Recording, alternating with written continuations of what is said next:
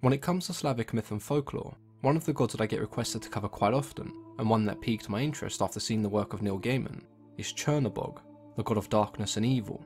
With Chernobog recently featuring as a playable god in Smite and making an appearance in the American Gods TV show and novel, it's likely that interest and curiosity surrounding the Slavic god of evil will be at an all-time high. Like many deities associated with death and darkness, Chernobog has a certain degree of mystery surrounding him, which only added to the fear people felt towards him. We don't know a great deal about Chernobog, but we know his name roughly translated means the Black God, with Chernu meaning black and Bogu meaning god.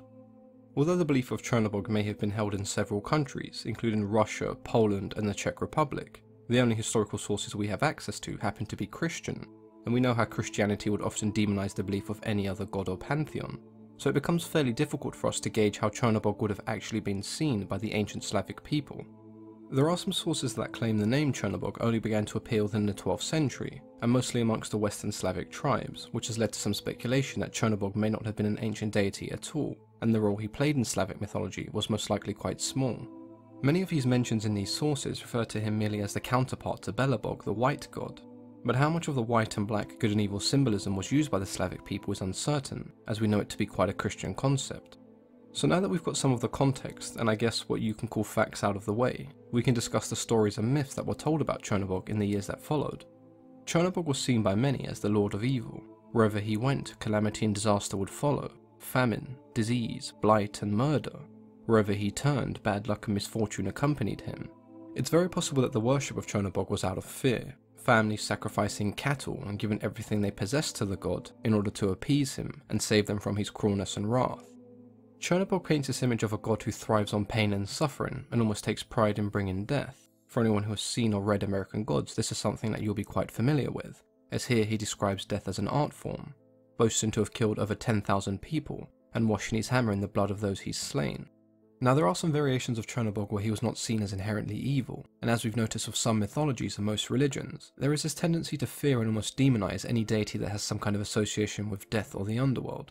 There's this scene in American Gods where Chernobog describes where he's from. He says that everyone there is the same colour, so they instead argue over different shades of colour. His brother Belobog had blonde hair and blue eyes, so he was seen as the good one, whereas Chernobog had dark hair and dark eyes, meaning that he was naturally seen as evil, and so he became what everyone expected of him. Some people have attributed the battle between the two as an explanation to the seasons. When Belobog was victorious, he would bring spring and summer, and Chernobog would bring autumn and winter. With winter does come hardship, illness and famine, and this could have contributed to the idea that Chernobog was evil. We can liken the brothers to night and day, with one ruling over the dark portion of the year and the other the brighter. Now whether Chernobog was inherently evil or just simply misunderstood is most likely a question that we will never have the answer to.